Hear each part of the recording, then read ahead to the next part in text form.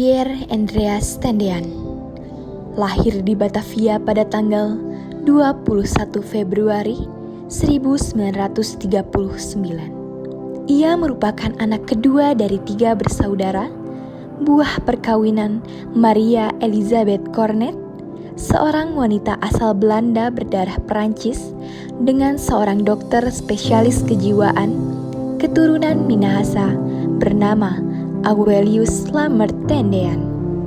Lahir pada masa kemerdekaan, Pierre menjadi saksi orang tuanya yang kerap memberikan pertolongan kepada para pejuang Republik Indonesia. Gejolak revolusi memberi benih-benih semangat kepada Pierre kecil. Sikap penuh disiplin dan rasa nasionalisme yang tinggi sedari kecil telah ditanamkan kedua orang tua Pierre pada dirinya dan kedua saudaranya. Keinginan Pierre Tendean menjadi seorang tentara awalnya mendapat tantangan dari keluarga. Ibu Pierre berharap putranya meneruskan pendidikan ke Fakultas Teknik Institut Teknologi Bandung. Sementara sang ayah menginginkan ia kuliah di Fakultas Kedokteran Universitas Indonesia agar dapat mengikuti jejaknya di bidang kedokteran.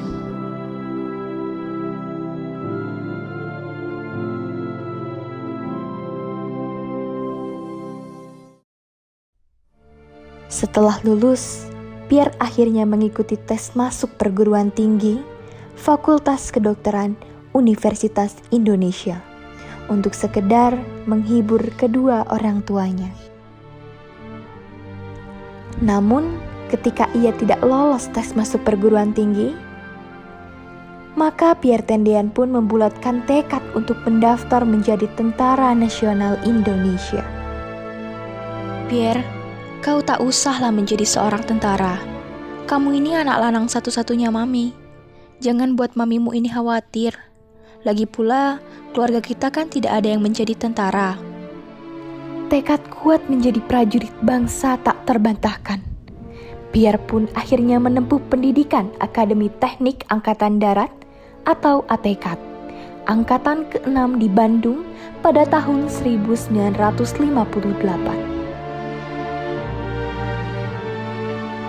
Selama menempuh pendidikan di Akademi Militer, Pierre dikenal dengan pribadi yang karismatik. Selain parasnya yang sangat tampan, sampai-sampai ia dijuluki Batona, yang diambil dari bahasa Manado yang artinya pacarmu. Porosnya pun sangat gagah. Sosoknya dikenal sebagai bintang di lapangan karena ia sangat lihai sekali dalam bidang olahraga. Tak mengherankan jika Pierre menjadi salah satu pemain andalan di tim basket.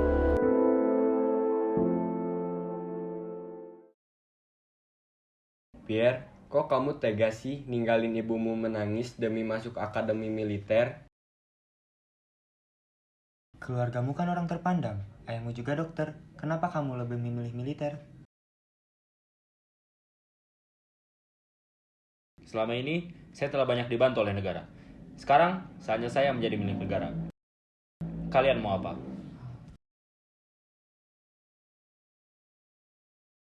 Pernyataan itulah yang membuat banyak teman-temannya kagum kepada Pierre Tendean. Karena pemuda keturunan Prancis Minahasa ini telah memilih jalan pedang, jalan yang sulit untuk dilewati dalam berbagai episode hidupnya. Pierre menunjukkan bahwa saya akan menjadi seseorang dengan cara saya sendiri. Kemudian pada tahun 1963, Pierre Tendean menunaikan tugas pertamanya menjadi Komandan Peleton Batalion Zeni II, Kodam 1 Bukit Barisan di Medan, Sumatera Utara. Dan disinilah Pierre Tendean berjumpa dengan pujaan hatinya. Perkenalan Pierre Tendean dengan Rukmini terjadi karena adanya bujukan dan ajakan berulang kali dari Satridjo Wibowo dan Setijono Hadi. Comlangan dari rekannya itu awalnya selalu ditolak Pierre karena hanya ingin fokus berolahraga dan latihan selama berada di Yonzipur 1. Namun, Setijono dan Satridjo juga tidak menyerah begitu saja. Mereka tetap berusaha mengajak Pierre untuk berkenalan dengan Rukmini. Hingga akhirnya Pierre menurut dan mengiyakan untuk bertemu dengan Rukmini. Perkenalan antara Pierre dan Rukmini pun terjadi. Dan ternyata sosok Rukmini pada akhirnya berhasil membuat Pierre rajin bertandang ke rumah keluarga Chamim. Umur Pierre Tendean dengan Rukmini terpaut 8 tahun. Namun, hal ini tidak menghalangi cinta mereka. Rukmini juga dikenal sebagai gadis yang soleh dan rajin beribadah. Rukmini juga memiliki hobi berolahraga sama seperti Pierre. Ia sangat lihai dalam cabang olahraga renang. Pribadinya yang unik membuat Rukmini meninggalkan kesan berbeda di mata Pierre. Awal hubungan Pierre dengan Rukmini ditandai dengan hubungan jarak jauh. Sebab Pierre ditarik untuk melanjutkan pendidikan intelijen di Bogor pada pertengahan tahun 1963. Pierre merasa jenuh ketika sedang bertugas dalam operasi Dwi Korah. Saat itu, ia ditugaskan oleh Badan Intelijen Negara Indonesia menjadi mata-mata di Malaysia karena pada saat itu terjadi konfrontasi antara Indonesia dengan Malaysia akibat perebutan wilayah di perbatasan dan konflik pelanggaran batas negara yang dilakukan oleh Malaysia. Rasa rindu kepada Rukmini terkadang dirasakannya. Terpikir oleh Pierre untuk berbalas rindu melalui sepucuk surat. Tetapi ada kekhawatiran surat itu tidak pernah sampai dan bahkan berakhir di lautan. Peran sebagai intel negara membuat mereka tak bisa bebas untuk berkomunikasi. Pierre juga kerap mengambil jatah cuti ini. Namun, dia tidak selalu pulang ke Semarang. Dia justru kerap singgah ke Medan dan bertemu dengan Rukmini.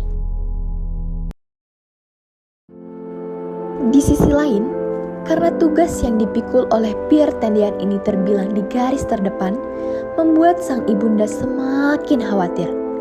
Kebetulan, Ibu Pierre Tendean memiliki hubungan yang cukup akrab dengan mertua Jenderal Abdul Haris Nasution, yang pada saat itu sedang menjabat sebagai Menteri Menkohankam. Akhirnya Ibu Pierre Tendean mencoba untuk mengajukan penarikan tugas anaknya kepada Jenderal Abdul Haris Nasution.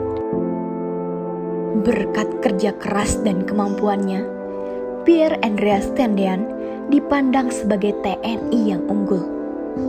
Hal ini terbukti dari perebutan 3 jenderal untuk menjadikan Pierre Andreas Tendean sebagai ajudan. Mereka adalah Jenderal Abdul Haris Nasution, Jenderal Hartawan, dan Jenderal Kadarsan.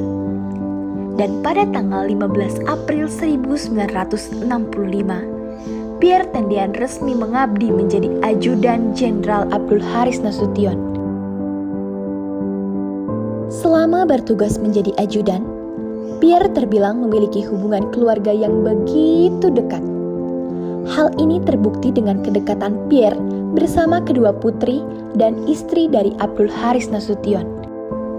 Hampir setiap hari, Pierre selalu membantu menghidangkan masakan di dapur.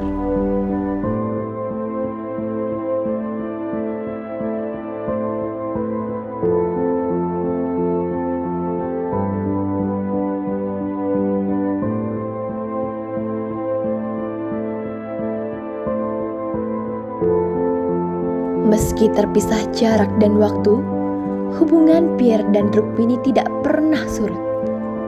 Ketika Pierre berada di Jakarta, hubungan mereka tetap terjaga hangat walau hanya melalui surat menyurat.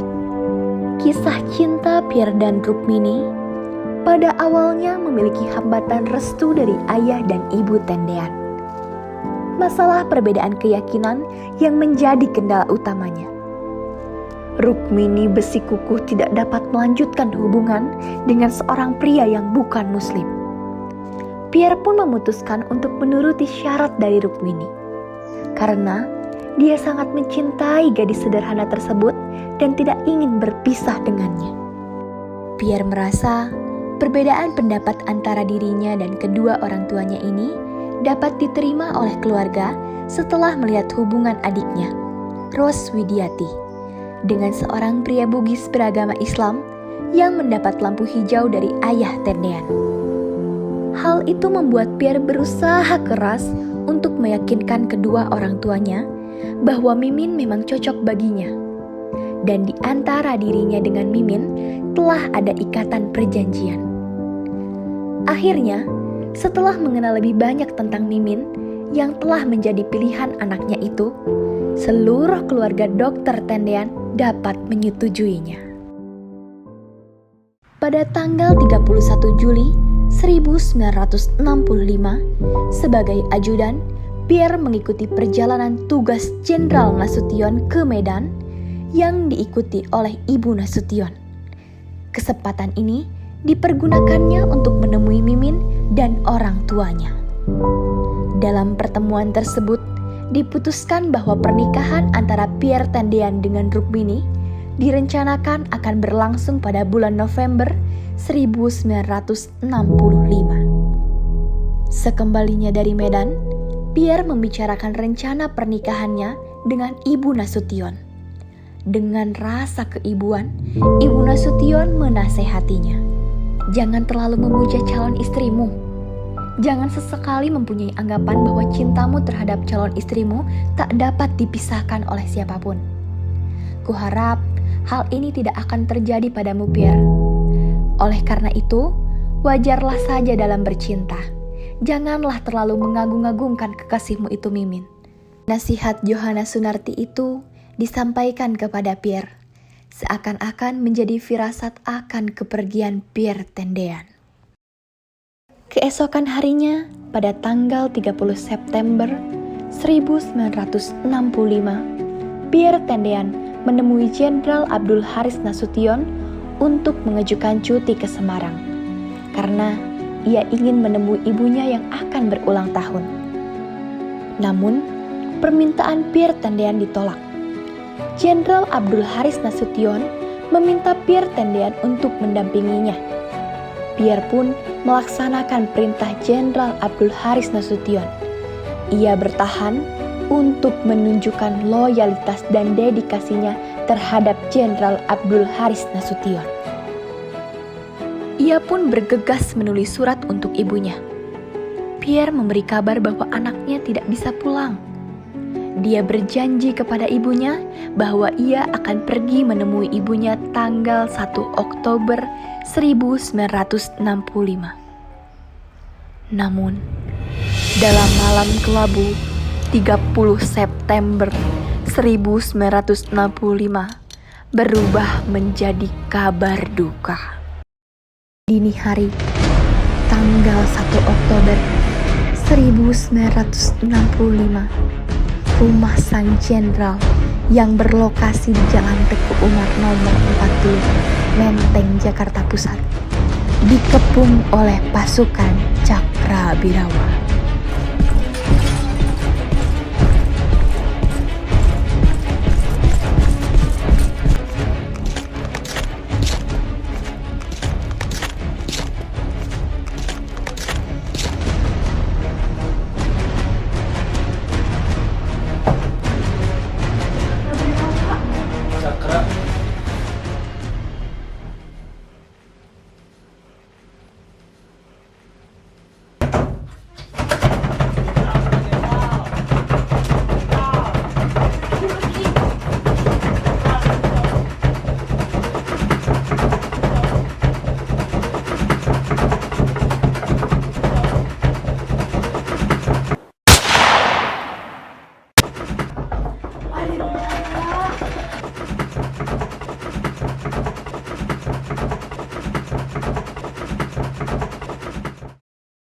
G30 SPKI adalah peristiwa pengkhianatan bangsa Indonesia terbesar yang pernah terjadi sepanjang sejarah.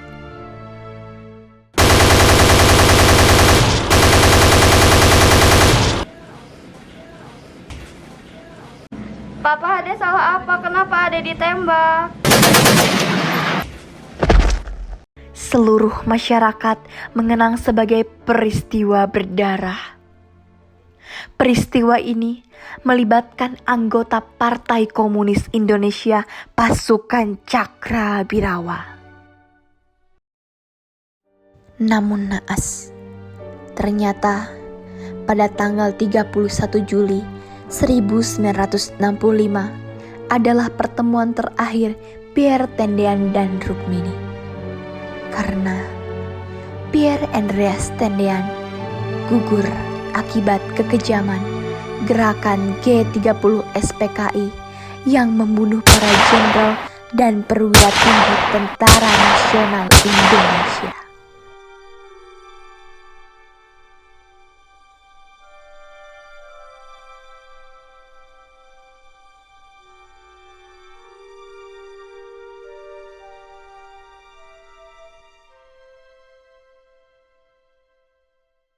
Beristirahatlah dengan tenang, Pierre.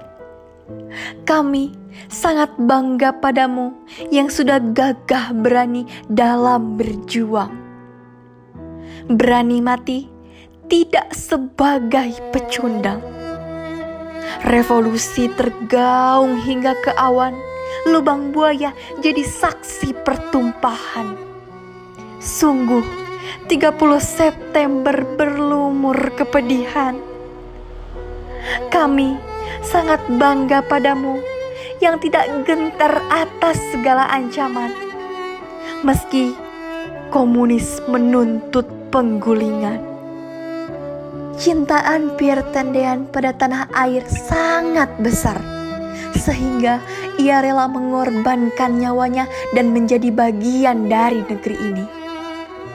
Atas jasa pengorbanan dan pengabdiannya pada negara, Pierre Tendean dianugerahi kenaikan pangkat secara anumerta, menjadi kapten dan diangkat menjadi pahlawan revolusi. Teramat menyakitkan untuk menggambarkan diri mereka. Gugurnya sang ajudan terkubur bersama cintanya.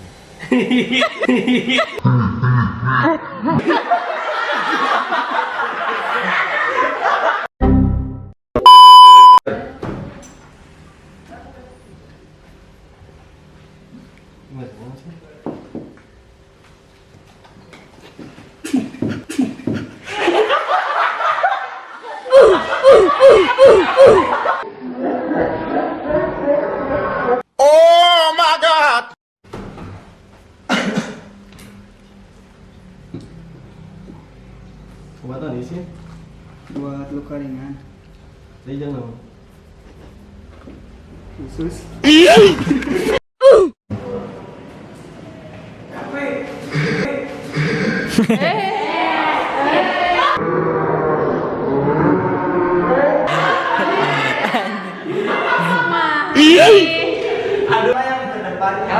Emang dosen tahun baheula pakai belon.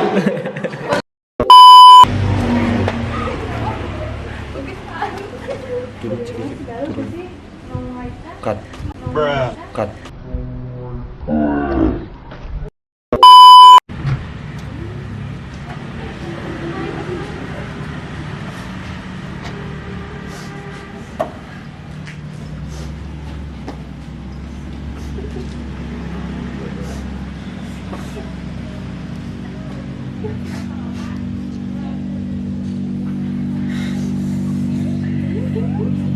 Bruh. 2,000 years later.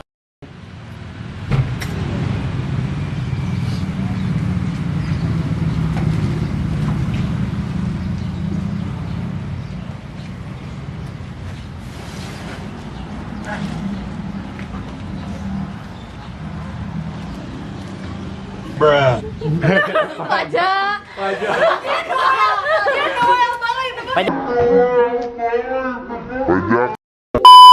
Action.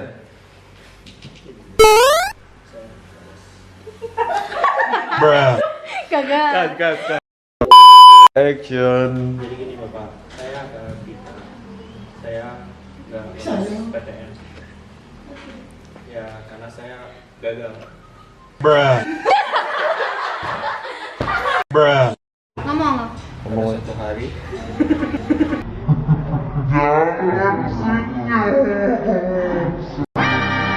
Rencananya saya akan tidur dari sore sampai malam.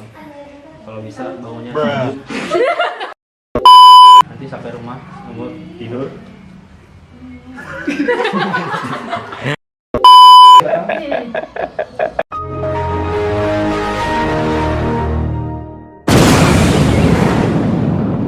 Two thousand years later.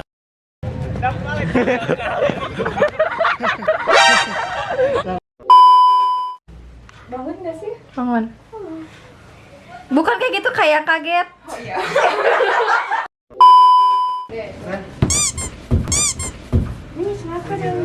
Bruh. Seri. Di saat itu.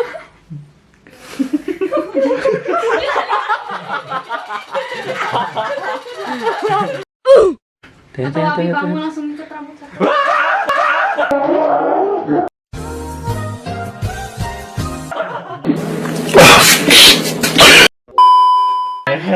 Bruh. Aku ngiranya saya.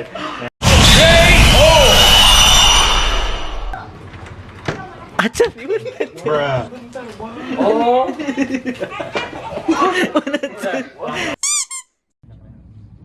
Satu, dua, tiga. Beda kah? Gas, turun. Hey.